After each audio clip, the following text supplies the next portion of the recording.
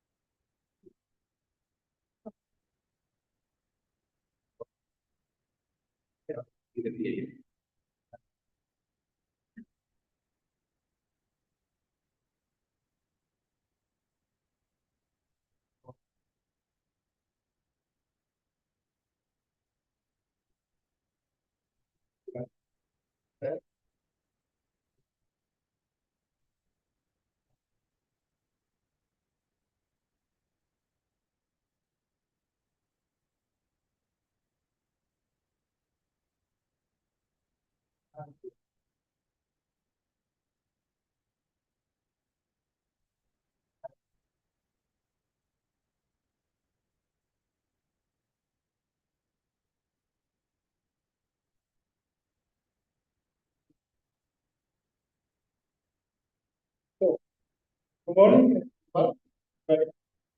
The diploma ceremony of the master program in advanced mathematical physics. So, as the local coordinator of IMAPP joint degree, an honor to open today's celebration. So, we are in the historic place and in academic dress, and we celebrate how the innovation of the joint degree keeps tradition alive. The Alma Mater Studiorum is the name of the Bologna University. With its centuries and old tradition, is proud to be your host. I would like to extend a warm welcome to our graduates and their families and friends. And many thanks to the graduates for adapting to different universities. It's not easy. Exploring new cities and new cultures, in different cultures. I hope this experience becomes part of your journey of embracing diverse cultures and peoples, remaining open to new challenges, and building bridges of peace and tolerance through the science, which is nowadays is really important.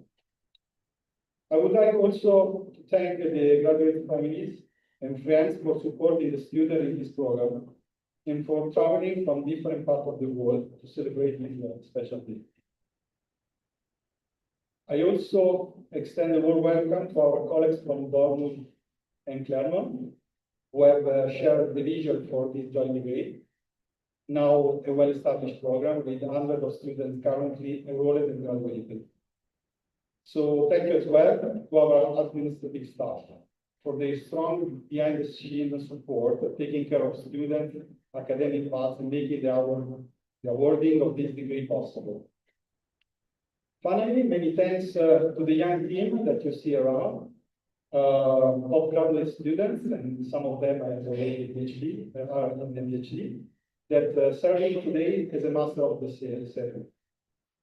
So I now give the floor to Sophia, who will lead us through the ceremony. Thanks.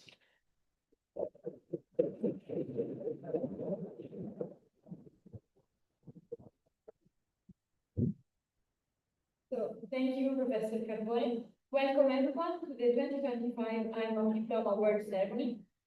Before we proceed to the diploma awarding, today's program begins with institutional greetings, followed by remarks from the head of master's program, 2 keynote speeches, a surprise, and a short address by a student representative. To open the ceremony, please welcome Professor Daniela Cavalli, the Vice Rector's Delegate for International Relations.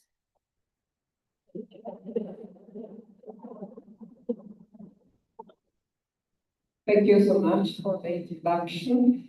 I am Daniela Cavalli. I am the Delegate for International Mobility, and I am also a physics professor, so I am really happy to welcome you here. So, dear graduates, on behalf of the Rector of the University of Bologna, Professor Giovanni Molari, and the Vice Rector for International Relations, Professor Raffaella Campanelli, it's a great pleasure for me to welcome all of you here in this lecture room and at this moment. Our university has always had a very international spirit. So now we achieved among 262 different diploma degrees, more than 100 completely taught in English and international program. Of them, 46 are double or multiple program. So you are really part of this journey, of this important journey. You have completed a very high quality multiple degree program, and this is, I hope, not only the end of this important academic path, but I hope that this will be the beginning of a new and exciting chapter of your life. So, as also Professor Carbone told before me, what does it mean to go through an international career and a multiple program with a lot of exchange and careers? It means really learning to see the world from different perspectives. And I think this is really important. You started also discovering new cultures. You started doing new friends, new relations. Some of them will go through with all your life. And I think this is always very, very important. It will remain in your mind also the ability to look at the problems and the issues with different perspectives, and these will always remain with you. With your master degrees in physics, you have developed a very important problem-solving skill and approach, and you are ready to apply this problem-solving approach to the research world, or in academic, or in research center, or in doing PhD, or in companies, whatever will be your choice. But more than that, you are taking with you the ability of looking at at problems from different perspectives and different cultures. So I believe that this is one of the most important strengths that you will carry on in your future life. Congratulations to all of you, to the students, the graduates, the families, the relatives, the friends, and all of you. I really wish the best for the exciting journey of your life, starting from there. Thank you so much.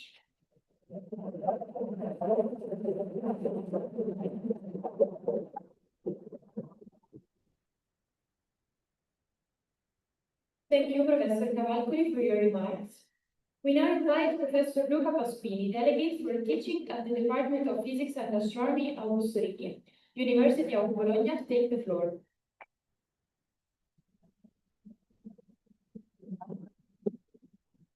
Thank you very much for the kind introduction.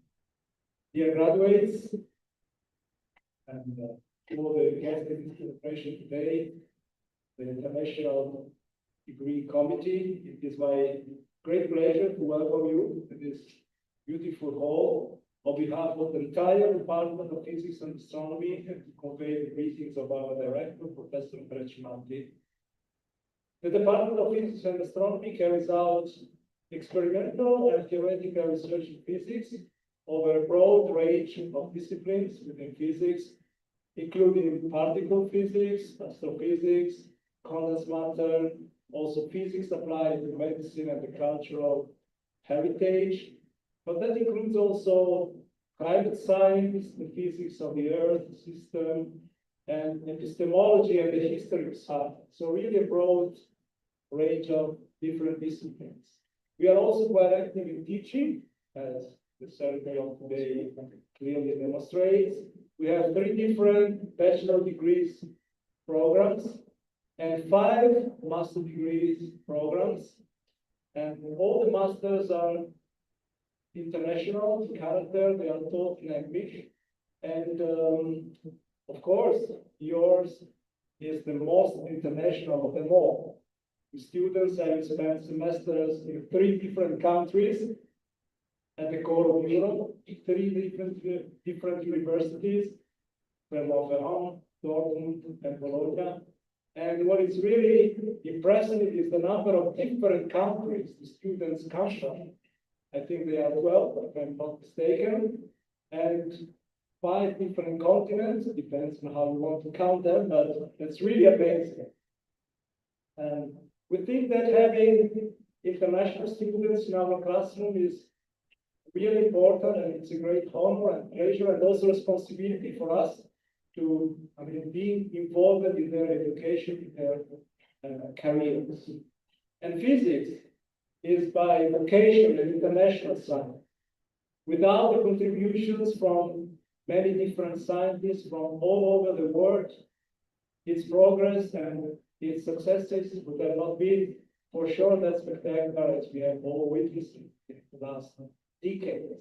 So I'm not exaggerating if I say that we follow the footsteps of great scientists like Emile, Enrico Fermi, Satya Nath Bose, Marie Sklodowska-Curie, and many others who made of traveling and exchanging ideas, exchanging scientific research, but also cultural aspects over many different countries, the cornerstone of their scientific journey, of their life, and of their careers.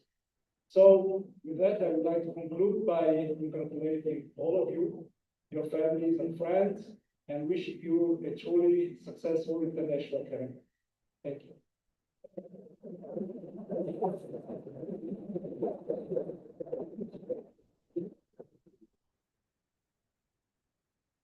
We thank Professor Luca Paspini for his remarks. It is now my pleasure to introduce Professor Kevin Kroeniker, head of the master's program and coordinator of the Erasmus Movement Joint Degree IMAPP.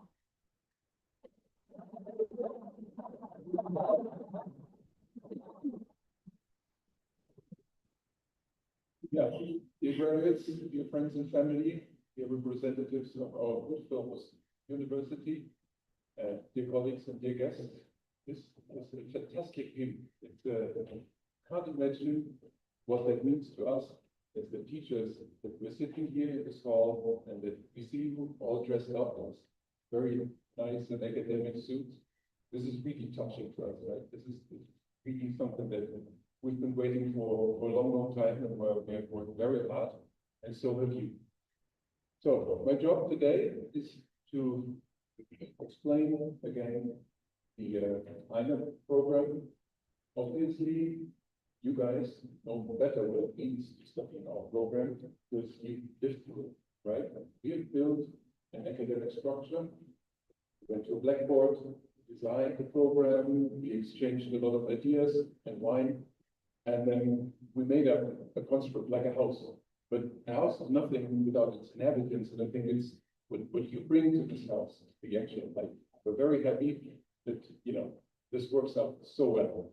So, I basically address the second goal here, the second part, because I explained what this program is about, and then we'll use you as an example and show you pictures of the journey through Europe. Good.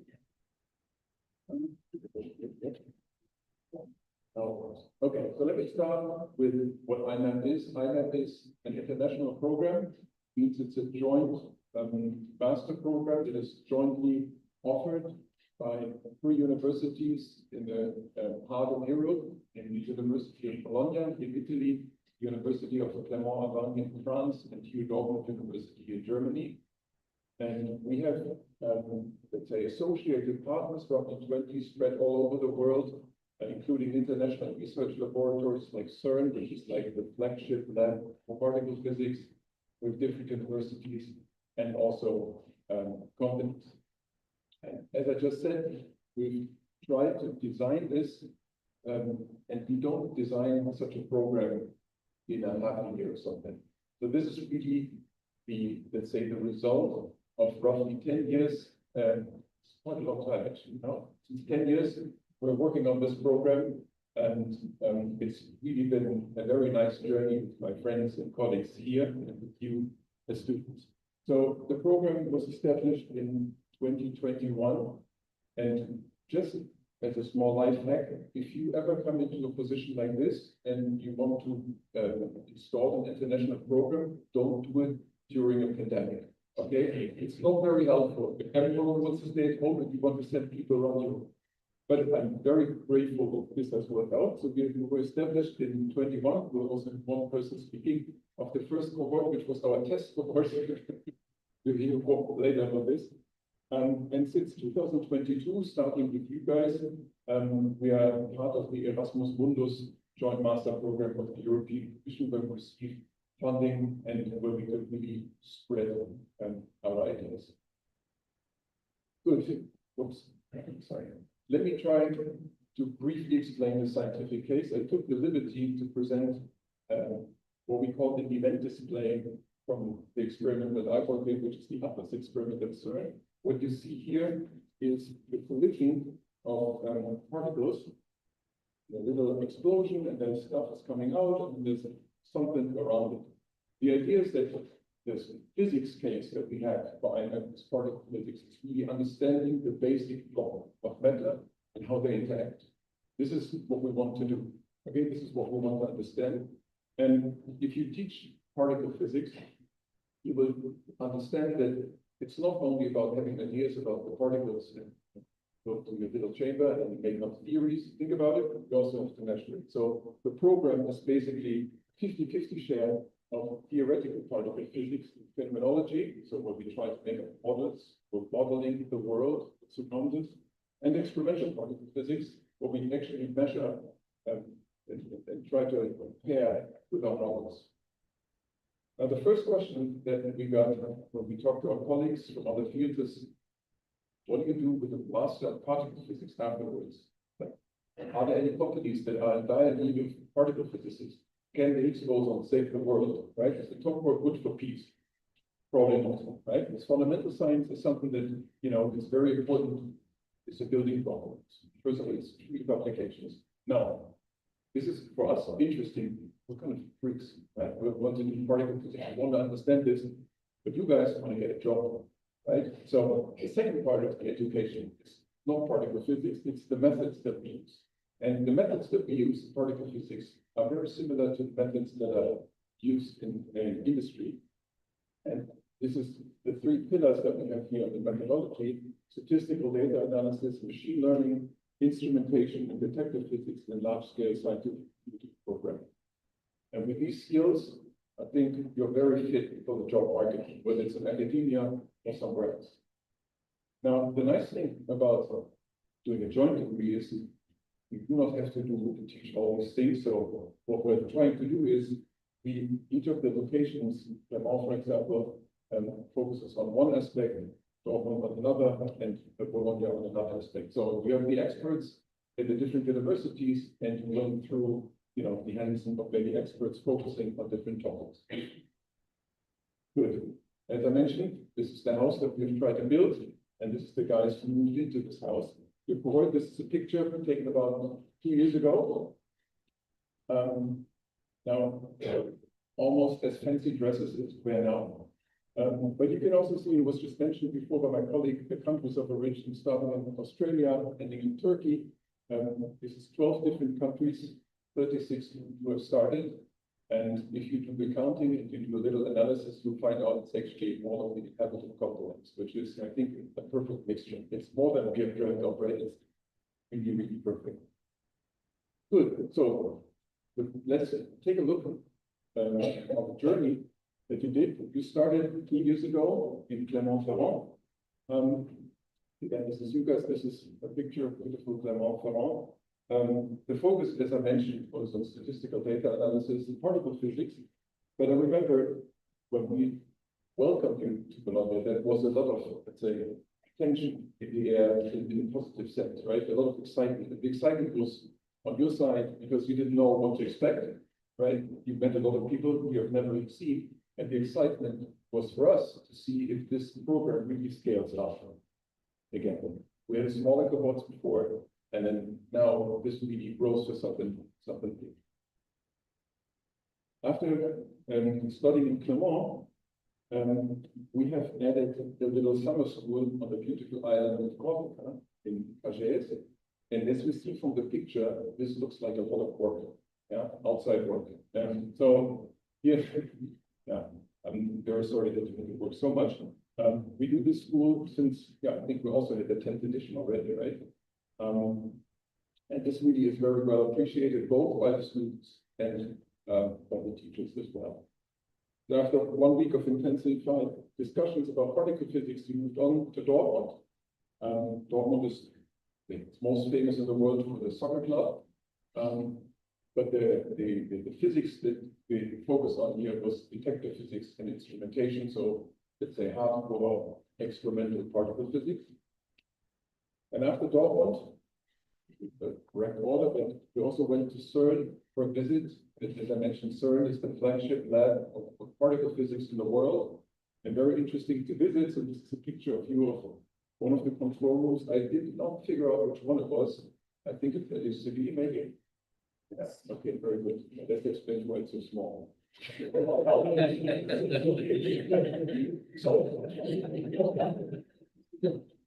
So basically, what looks like a little town here is actually a research lab, right? So it's a gigantic lab. It's a lot of experience and a lot of wonderful people to be discussed with. Good. And then the third semester was here in the beautiful city of Bologna, where the academic focus was on scientific computing, but going through the city, I assume not everything that was done here was academic nature, right? Agrasa, I understand, is the famous name, the nickname for Bologna. Good. So also here the picture from you starting. I think some were late, but you all made it actually. Okay, so that's already 3 countries, 3 universities. The last semester, we tried to open the world to you. We tried to, we have a network where you could do your master thesis, and this meant that you could go anywhere in the world, and some people actually did it. So they saw a whole country, maybe another continent, and you all wrote or worked on scientific topics and wrote your master thesis. And now you're back here. This is yesterday's, the building where we did yesterday. We took the final examination, basically closes the end of the journey. So looking back, you've successfully completed a 2-year trip to the heart of Europe, and we hope that you learned a lot about particle physics, and you also, your master thesis contributed to science. Some of you will continue this with a PhD. You've also obtained training in modern methods and technologies that are important for the labor market, and this is very important for all the young people. But what is more important, I think, you made friends on all inhabited continents of the world. This is something that's, I think, very special, and not everyone can say that he has friends on the continent. So we're very proud of the achievements that you've made, and very happy about your success and the institute today. Now, looking ahead, some of you will do a doctoral project. Already heard this yesterday. Some of you will go into industry or the economy, and will also continue doing another master program or another education. And we wish you all the best for your personal and also your professional future. Speaking of the future, I would just like to close this with the future of our IMAPP program. So the 5th intake, it's the 5th year that we're into IMAPP, just started at the beginning of the month. We've been to Clermont and Florent. And we've welcomed roughly 30 students to start the journey that you're ending now. We have more than 100 students now in total, which for each of our 3 universities is a great success. And what I really appreciate is that in total, you have more than 100 students from 33 countries. So you're really a wild mixture. And most of the 46 successful graduations is US. Okay, so that's very good. So we hope that you stay connected to us, keep us in good memory. And we also are building an alumni association, and we hope that you will stay in touch. So let me close with saying thank you, first of all, to Angelo Carbone and the staff of Unibo for making this possible. This is something very special for us, particularly if you come from a university like Dortmund, where we do not have these, let's say, tradition. Our university is already 52 years old. So, yeah, then I would like to thank, of course, you as the students, that you trust us, that we're trying to give you a good education, and also the alumni who survived us. And then, of course, the IMAPP staff, the local coordinators, Angelo Carbone, Stefan Monte from the 2 universities, Andrea for managing so well the students and helping them, and Carlo, our multimedia master over there, and also all the teachers and staff, reviewers, and jury members that help us. And of course, our funding agencies, without a lot of the program would not have been possible, particularly the European Union, the French German University, and the Franco-Italian University. All the best. Thank you very much.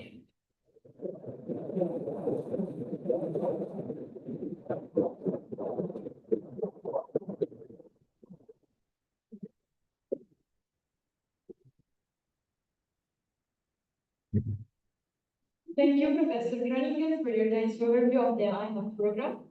Please welcome Dr. Vincenzo Bagnoni, researcher at the NFN Bologna and spokesperson of the LHCb experiment at CERN, who will deliver a keynote on the future of elementary particle physics and the role of young researchers.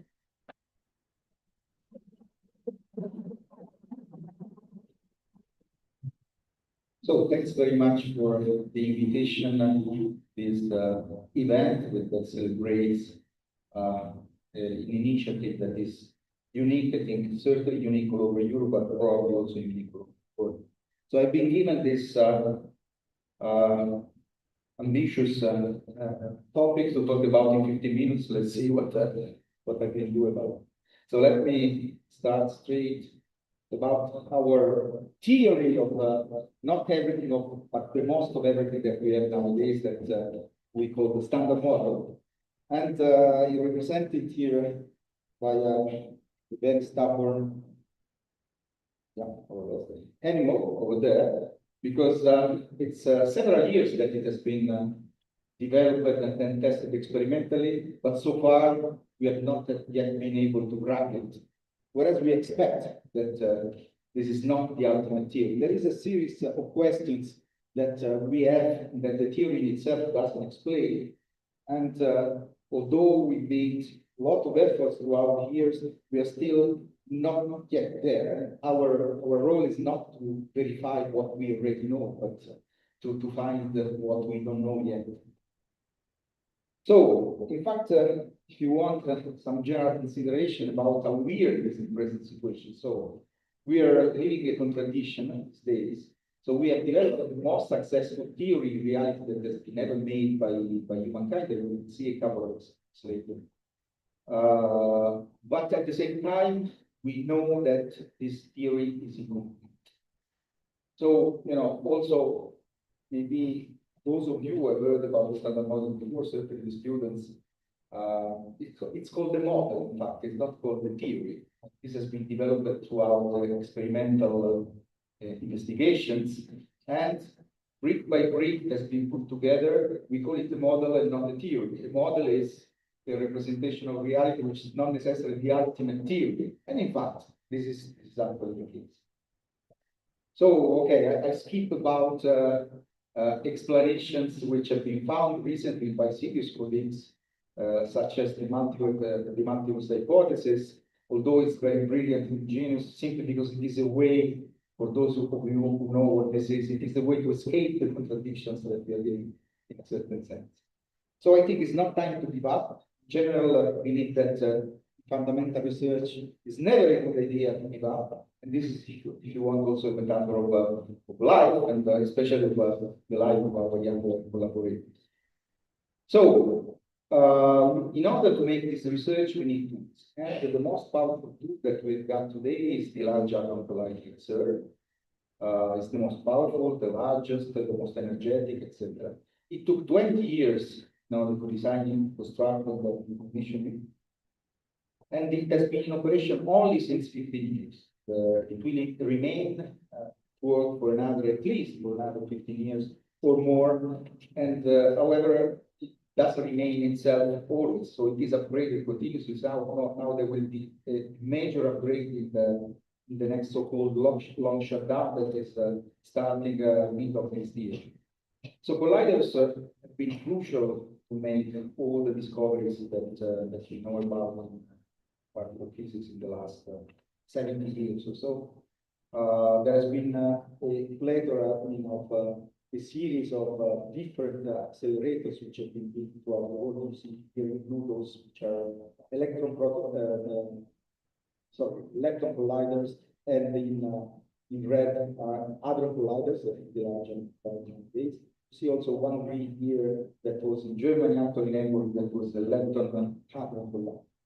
So these are powerful instruments for discovery and measurements, and this can be very well described by this plot. So this plot just very roughly displays here in the y-axis the cross-section, say the probability that a certain process happens, reality, and as a function of several different types of processes. So what is stunning in this plot is that it ranges over about 10 orders of more than 10 orders of magnitude.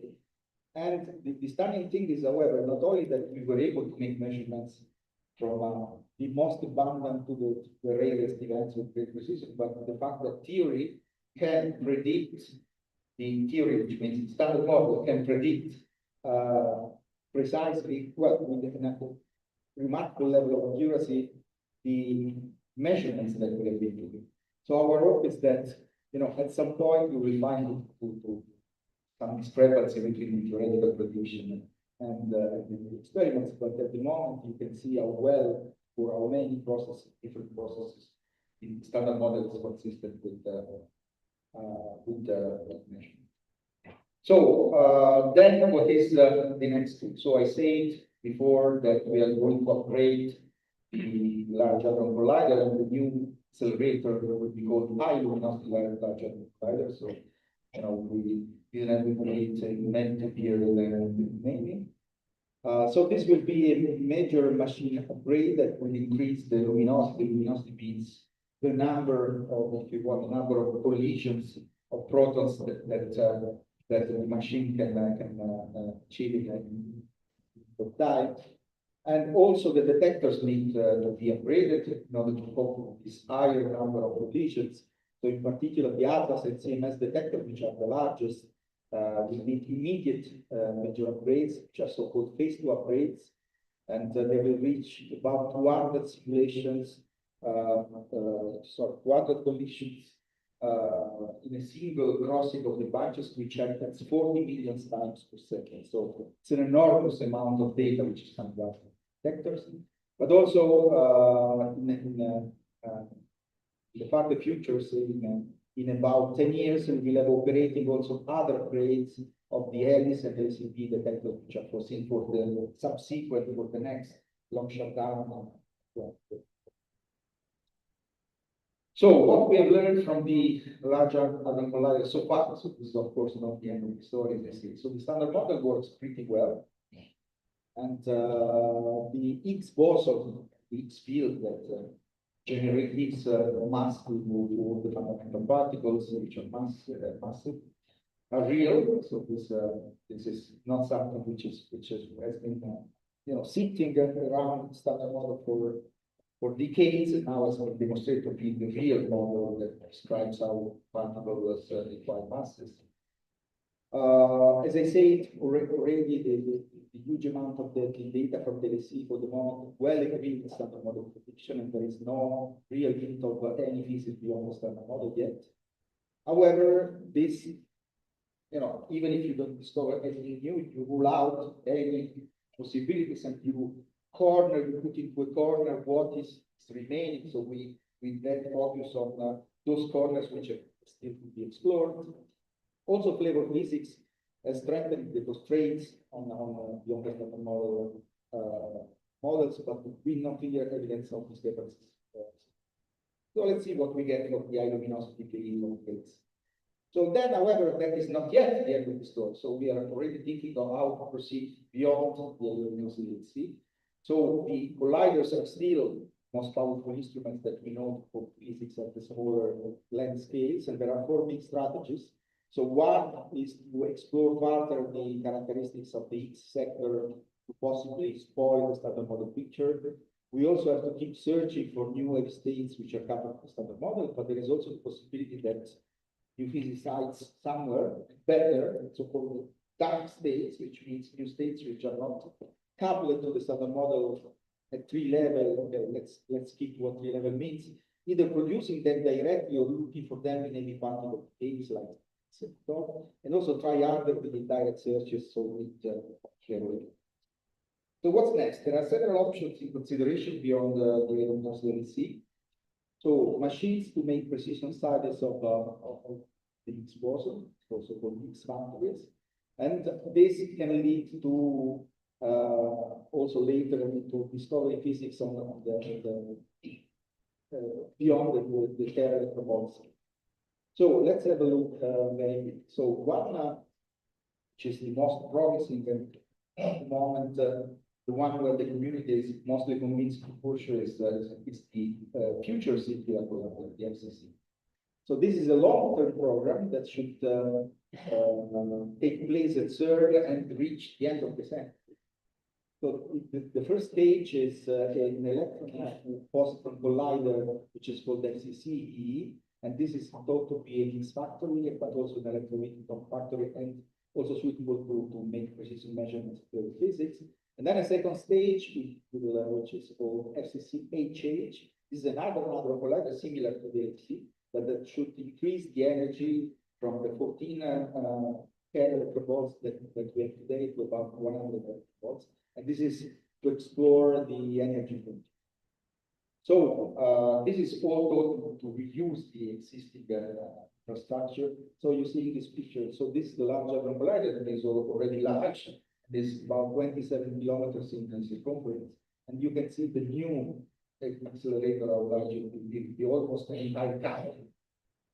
Okay, there is also a similar project, very similar program which is being studied and proposed in China, what's called the CFS. It's very similar.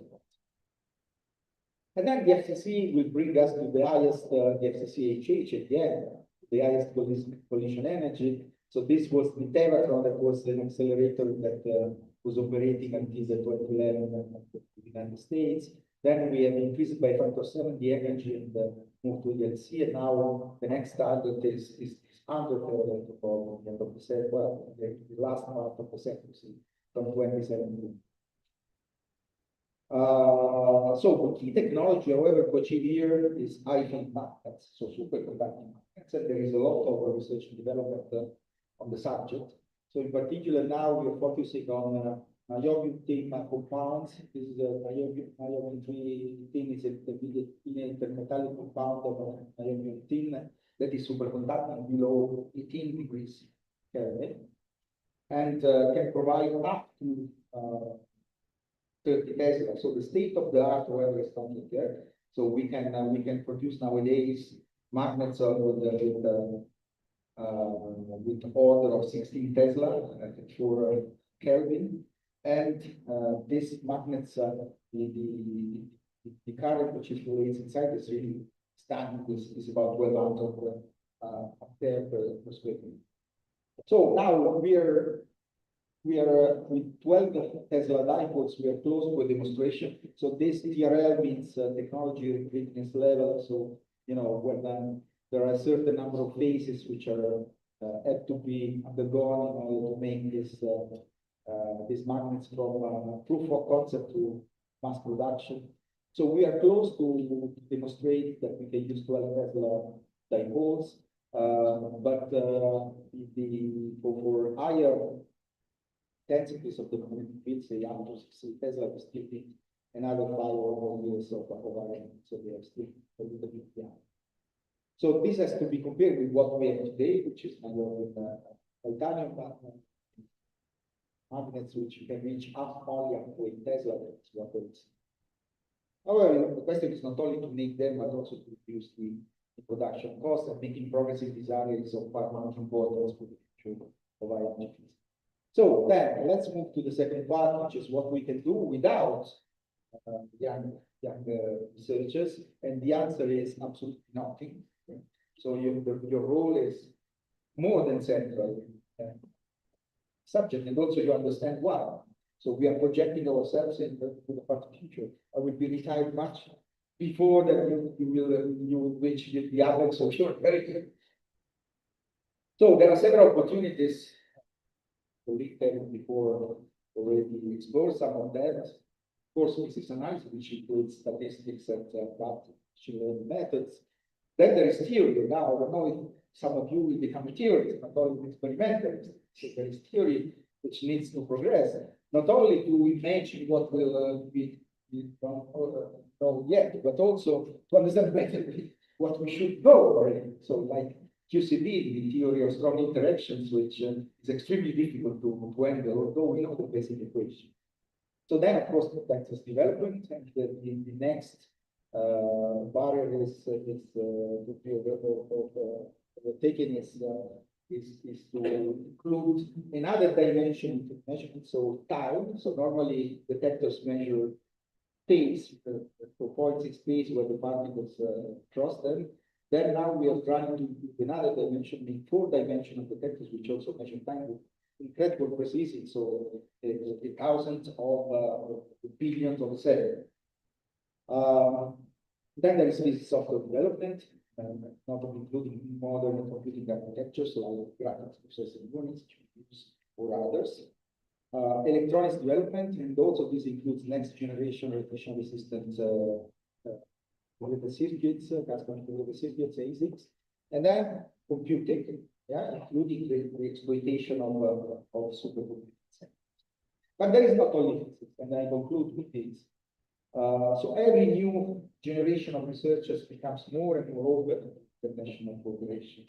And initiatives like this one, like IMAPP, are exactly what we need for a better integration program. So equally important, I believe, to physics is the need to keep all people around the world cooperate on a common subject for the benefit of the entire world. And physics is a universal language that all of us speak about. The physicists of us can speak, and we understand each other, although we come from very different cultures and very different mother tongue. So, you know, it's obvious that as we see every day, today's world looks more problematic and scary than in the past. But you, and maybe you younger colleagues, have the opportunity to contribute to a better future for the entire world. And so don't undervalue this aspect. I think it's at least as important as the fundamental station. So then, as a wish, I think you should focus on your aspiration. You have to be ambitious. Of course, throw the art beyond the obstacle, and you are better. Of course, throughout the career, there are moments of success, moments which are less successful, and you're going to have it. So, good luck to everyone.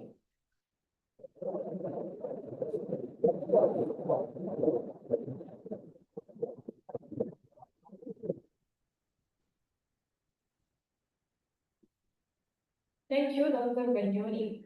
We now welcome Elena Pupini, an alumna of the first time of cohort, will share how the program has shaped her career.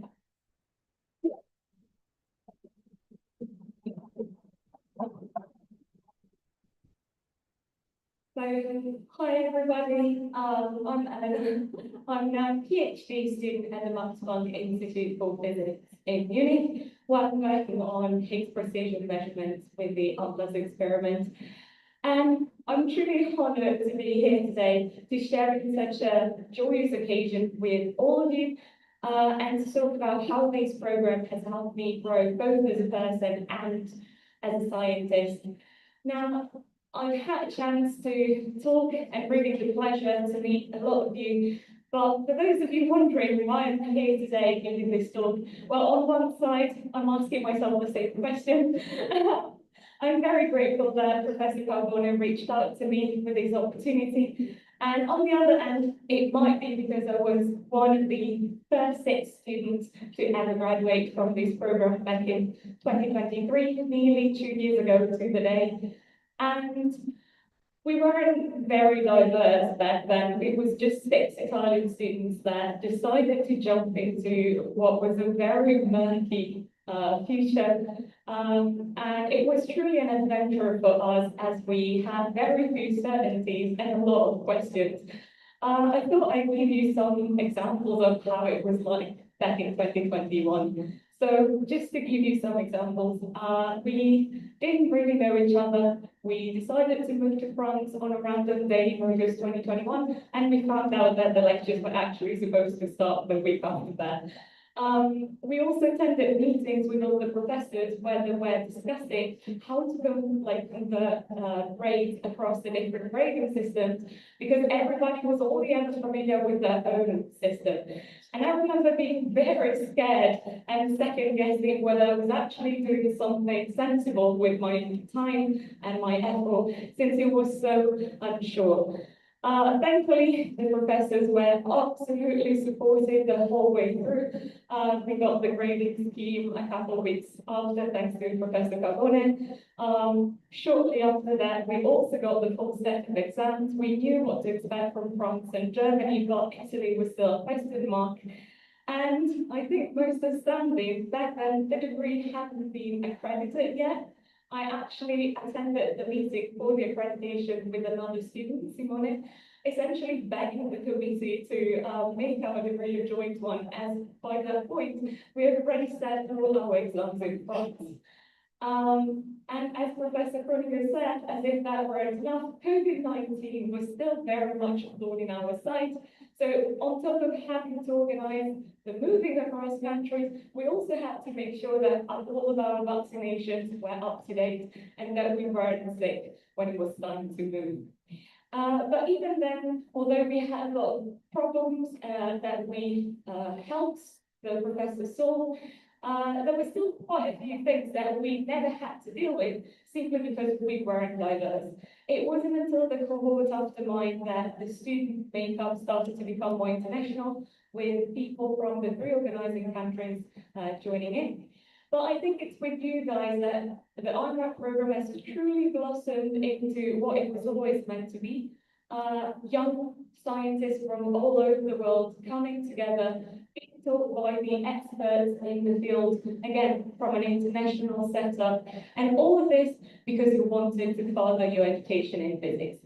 And that in itself is such a beautiful thing to have. I'm happy that the professors were able to secure some help for you through the Erasmus Mundus system. But still, it's you guys had to deal with things like visas that I could never even think about back then.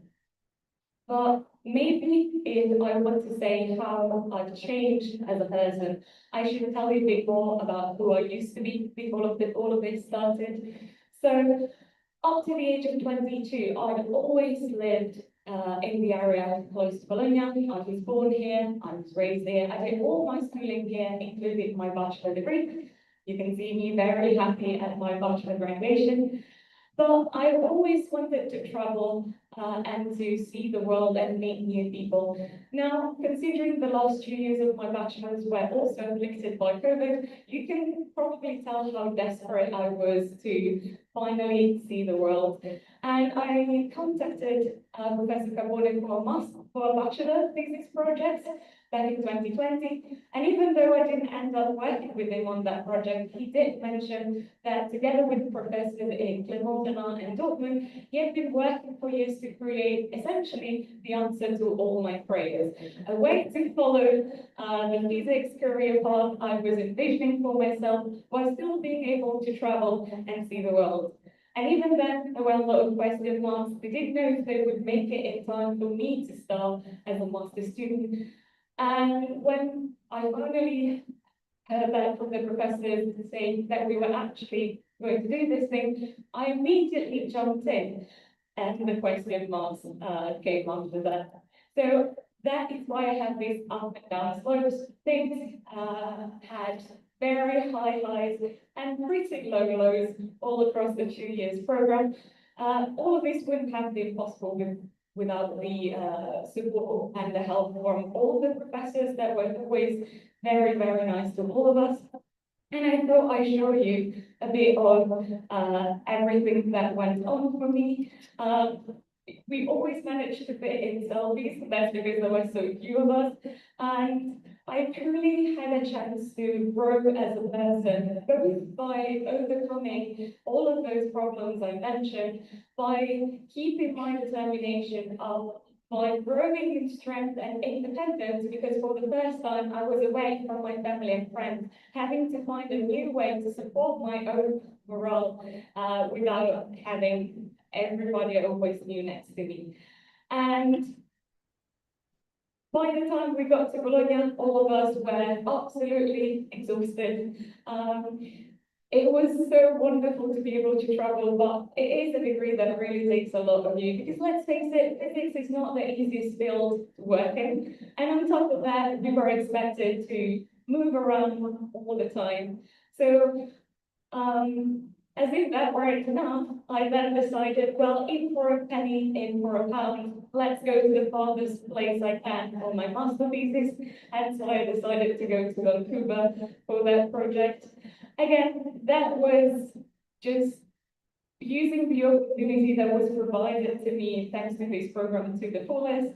I got to meet even more people, this time more international than ever, since I didn't really have them in my cohort. And again, there were ups and downs. I was questioning whether what I had learned in the year and a half before was actually good. Would I be able to find a future beyond the IMAPP program? When the concepts I learned in physics, programming, good for something. And that was the first phase for me of actually putting into work what I learned. I had conversations with other physicists, with PhD students, and professors, and I did not find myself lacking. In some areas, I learned so much more than I could ever hope to reach at such a young age. And I'm sure you guys feel the same. Finally, things came to a head in September 2023, where we finally managed to graduate. As you can see, we were all really quite happy about that fact, as I'm sure you guys are today. And again, I was wondering, what do I do with my life now? I like physics, yes, but myself and my fellow students, all of us were wondering, do we want to keep to academics, or do we want to maybe get out of it, go to industry? And although all of us in the end decided to do a PhD, not all of us remain in high energy physics. One of us is currently doing a PhD in nuclear physics in Marseille, that's Ludovica. Another one of us decided to go towards artificial intelligence and semiconductor physics in Belgium, and that's Sarah.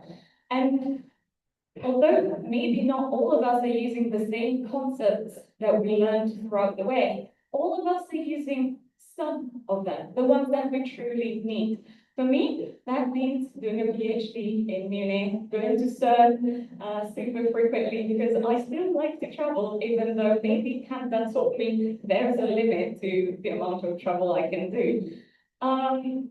But still, I'm now a person that I couldn't ever fathom being 4 years ago before starting this program. I've had life-changing experiences. I met so many wonderful people that I'm still very happy to call friends. Here you can see the members of my cohort. This is from last year in Munich, when everybody came into my apartment just to spend some time together. And the tools I learned throughout the project, I'm still using every day as a PhD student. I'm so much stronger at a level. I can trust myself more. I know I can rely on myself way more than when I started. And again, so many beautiful people have now come into my life. So I remember being extremely proud of myself on my graduation day. I know you don't need me to tell you so, but be proud of who you are, all of the achievements, all the sacrifices you had to go through to get to this day. And I'm going to say good luck for your future, but you've now proven that you can raise above problems and issues, and that luck doesn't really have that much of a role into how you're going to shape your future. So thank you so much.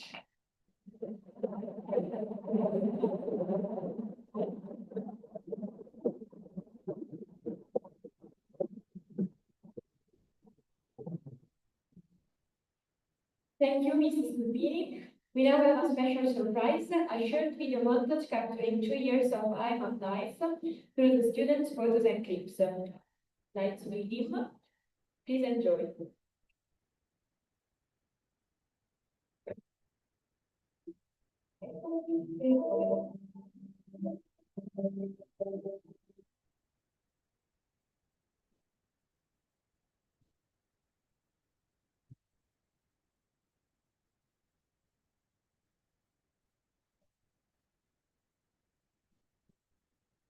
I've been very important academic journey.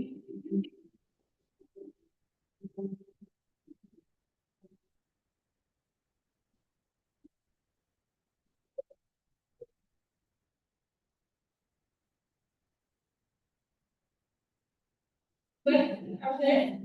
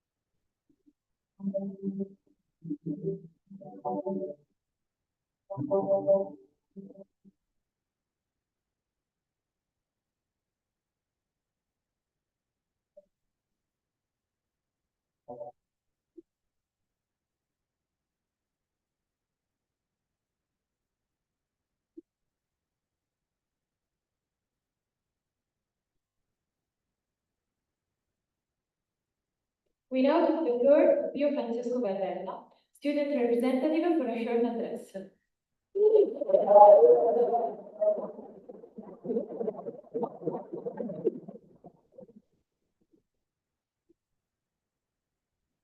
Also, can you hear me? Dear members of the rectorate, professors, colleagues, and parents, it's a great honor for me to stand here today on behalf of the student community. I would like to thank the university for giving us the opportunity to be part of such an important occasion. This ceremony is, first of all, a moment of celebration, but it also represents a springboard for our future career. It brings together students, professors, and guests from all over the world. It highlights the diversity, traditions, and cultures that enrich our academic community. The Aula journey across Europe has not been easy. We faced many challenges, new procedures, a new academic system, a new country where we had to live and settle. But meeting new people from all over the world has never been a problem for us. The desire to make new friends, to collaborate, and to explore new environments has always been part of who we are as IMAPP students. Together, we overcame these difficulties, and now we have finally reached the end of this academic path.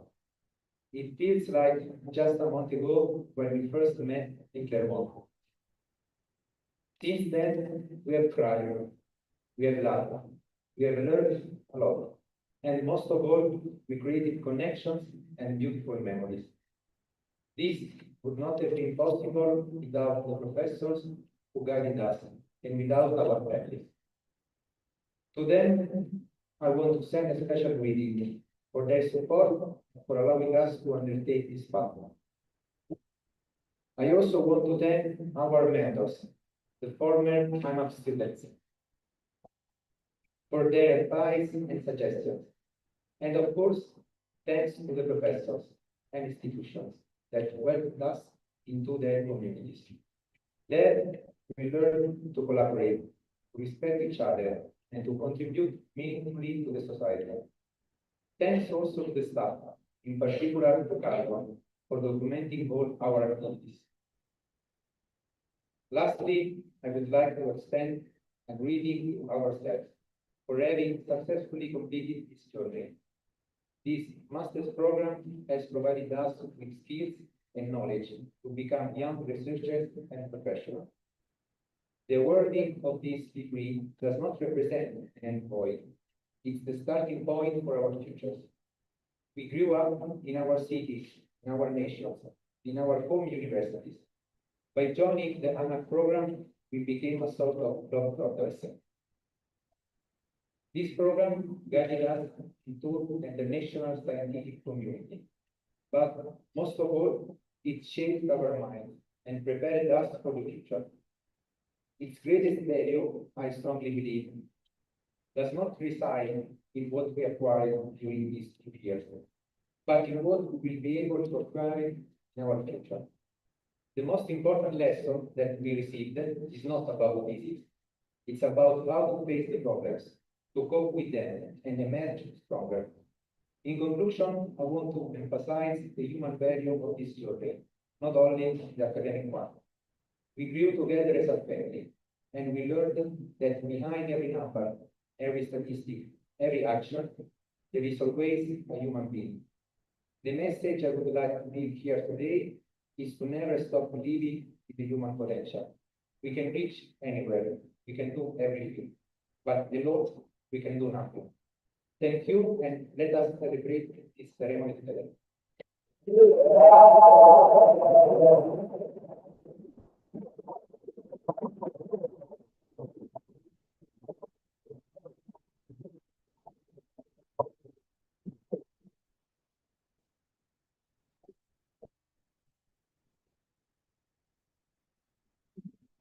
Well, thank you very much, Pio.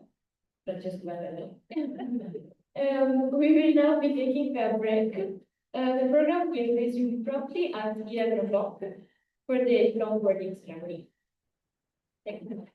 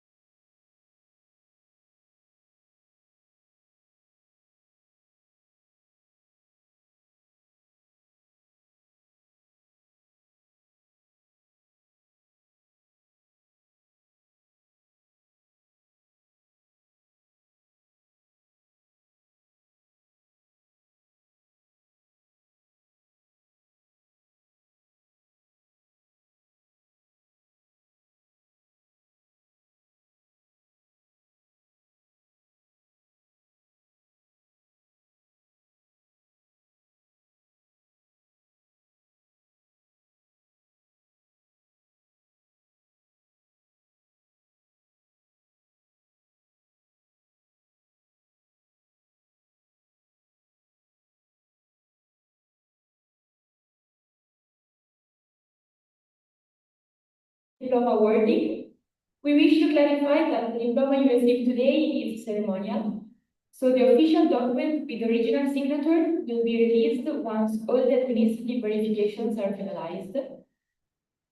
So may the examination board please rise.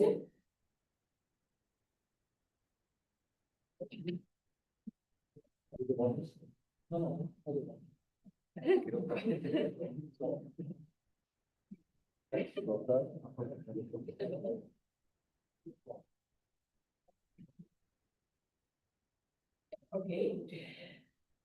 May the students please rise.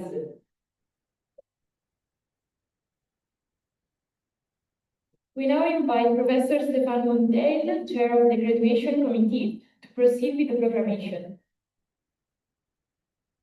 Having evaluated your academic performance, having evaluated your service projects, and having evaluated your final examination, which fully meets the requirements of your degree, providing institutions. Afterwards, TU Dortmund University, the Université Clermont-Auvergne, and the Alma Mater University of Bologna hereby declare that all graduating students here present and those receive the joint degree Master of Science, Advanced Methods in Particle Physics, which is valid as a Master of Science in Physics in Germany, Master of Physique Fondamentale et Application in France, and Laurea Magistrale in Advanced Methods in Particle Physics in Italy. They also receive all the honors and privileges that arise from it. And now comes the Latin sentence. Ipsa scientia prudentia est per astra ad astra.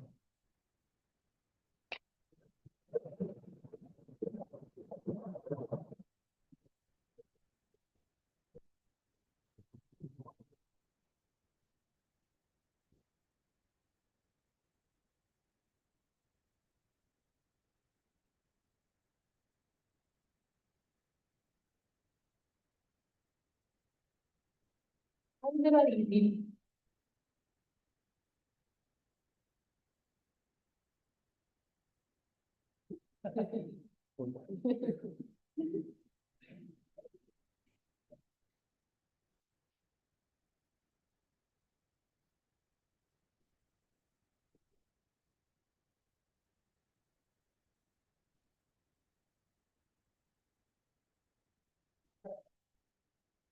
Take your time.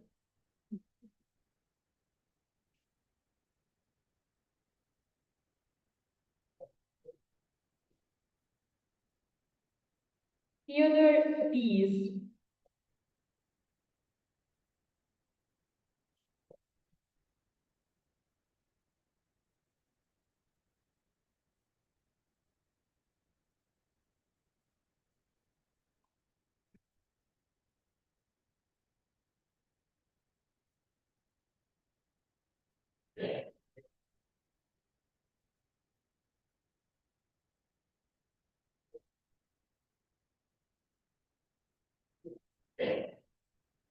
Nikolai Beitkampen.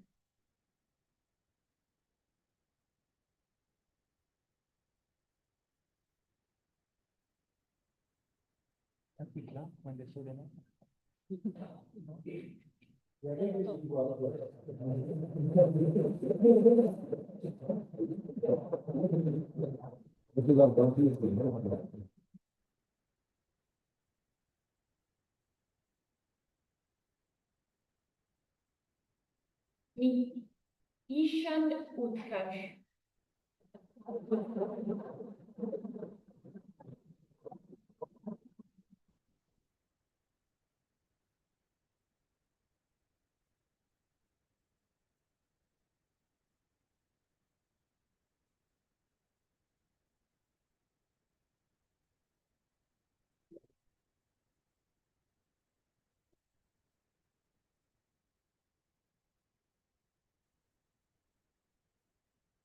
Niccolò Tonin.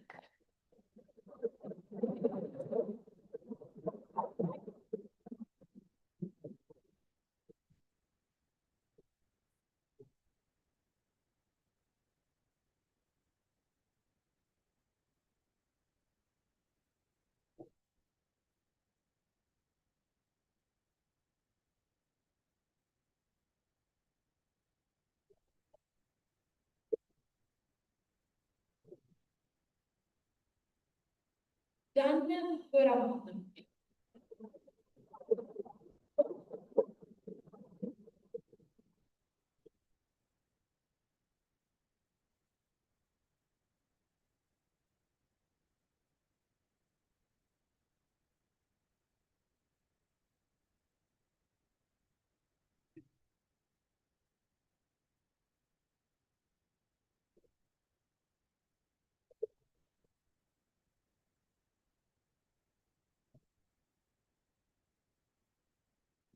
Ida Iman Sara.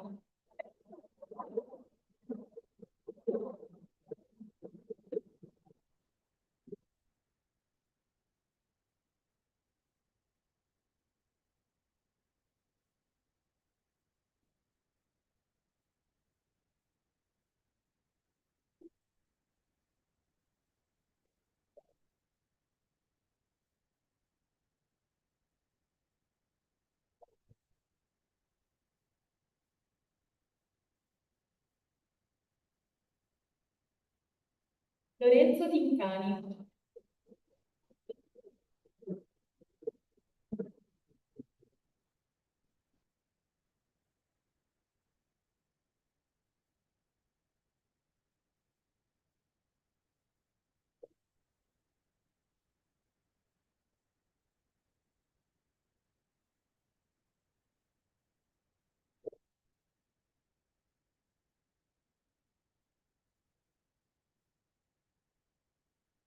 Bastian Chouchard.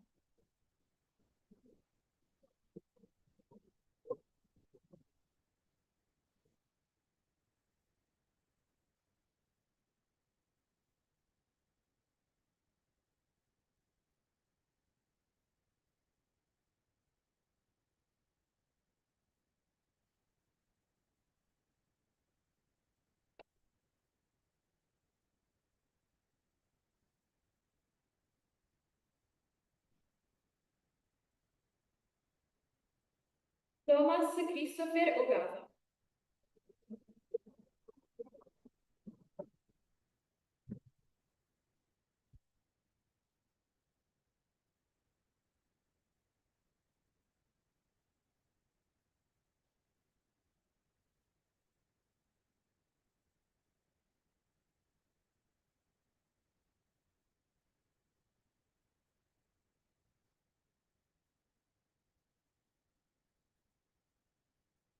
Alberto Saporito Pannone.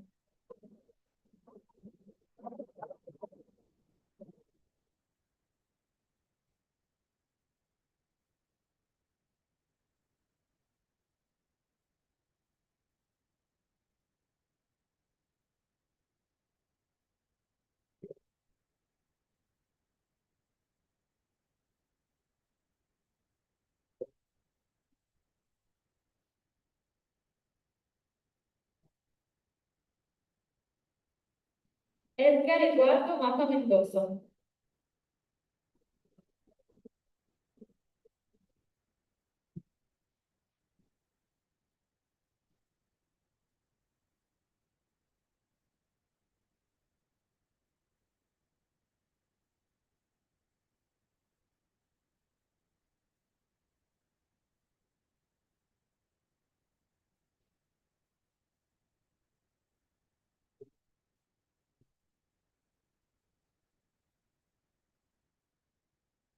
Ahmet Nekkar.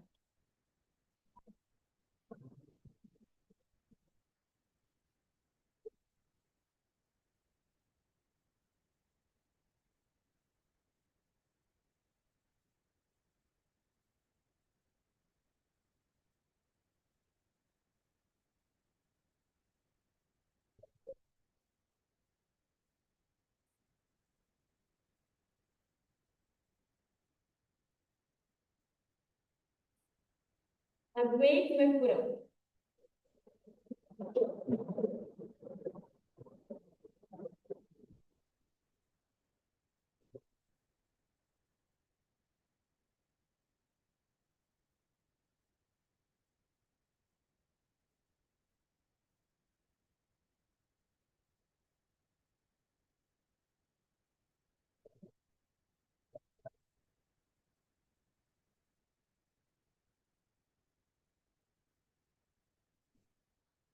Simone Garnedo.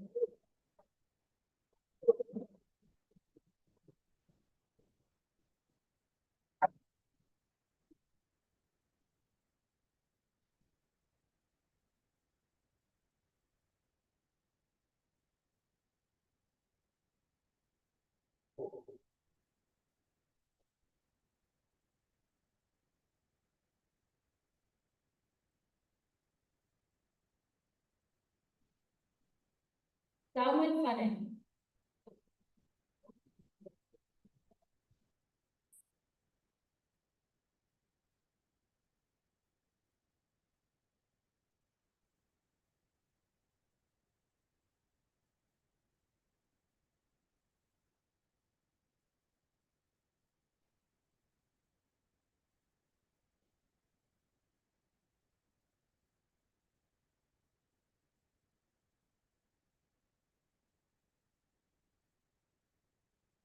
Marco Giampieri.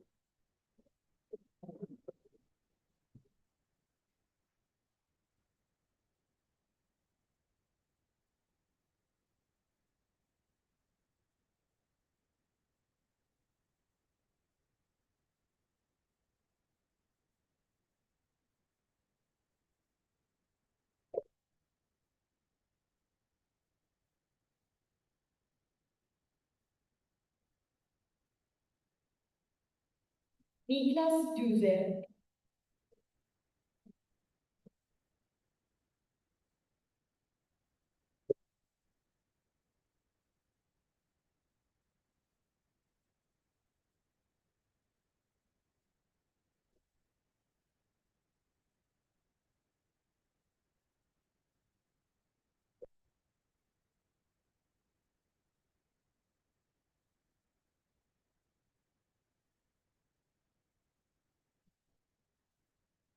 Melike Nur Erbet.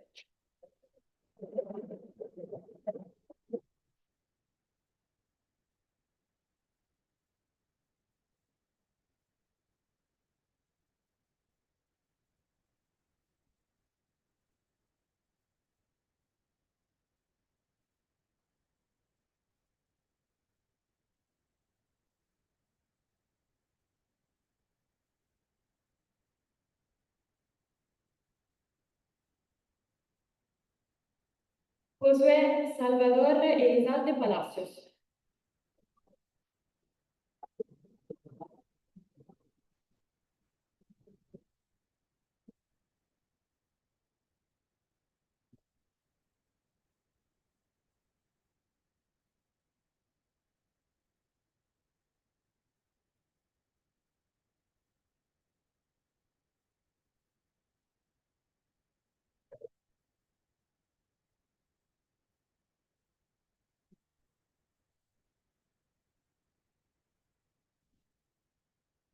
Vinicius de Oliveira.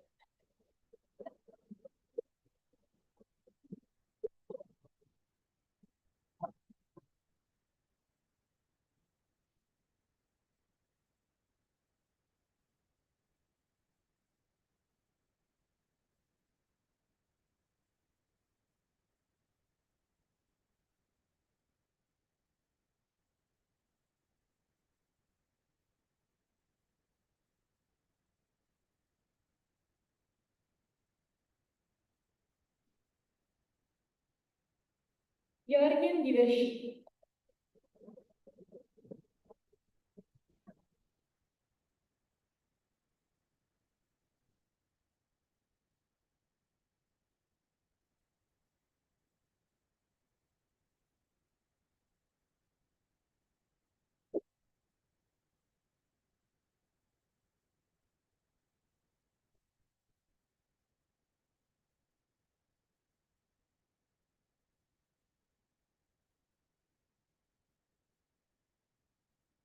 Fabio Buffini.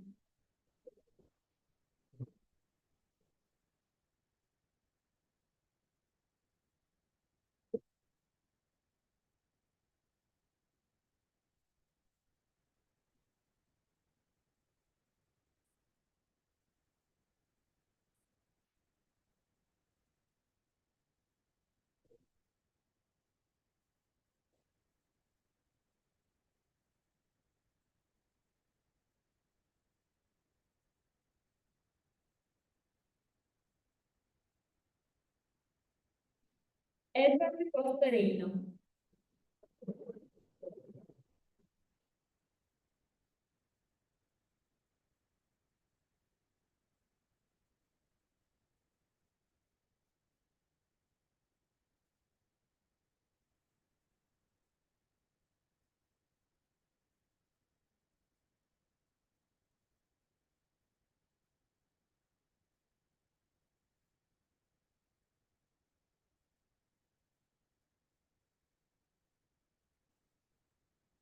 Edoardo Barbi.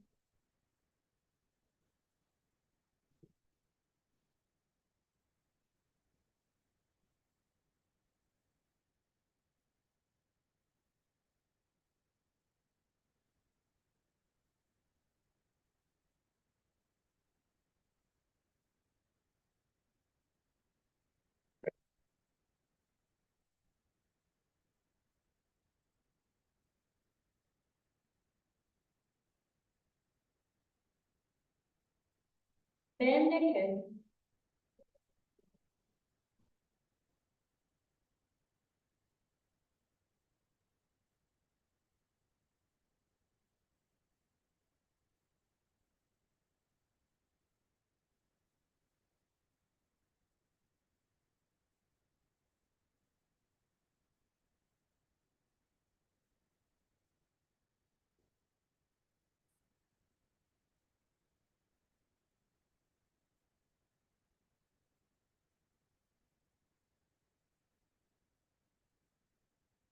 Marina Andres.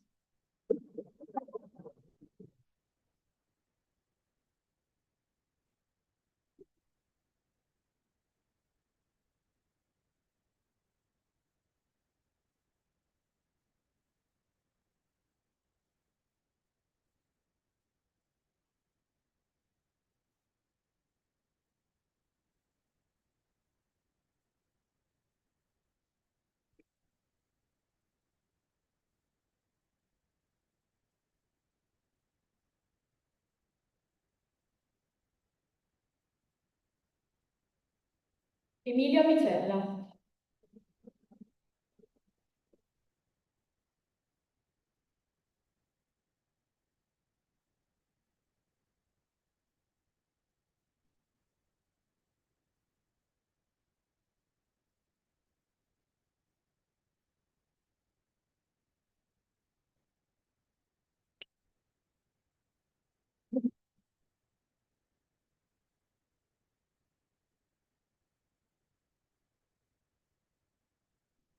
Pio Francesco Varela.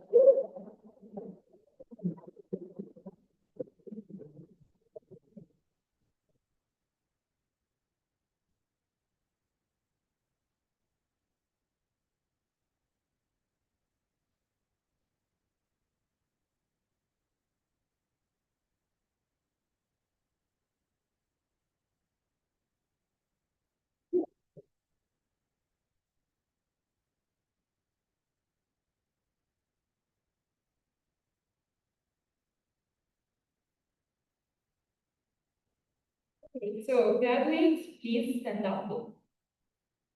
All the other ones remain seated and get ready to toss your caps.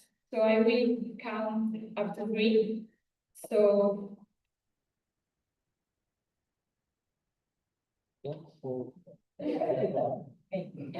are you ready? So 1, 2, 3.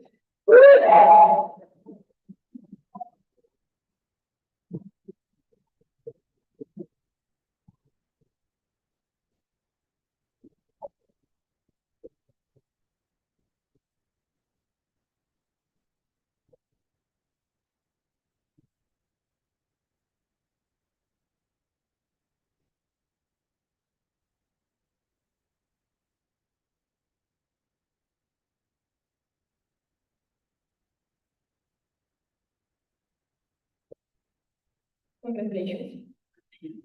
So, we invite you to proceed to the Country to enjoy the music performed by the Collegium Musicum Alma Matris of the University of Bologna, conducted by Nicola Carli. A special thank you to all our students and to your families and friends for being with us today. Thank you.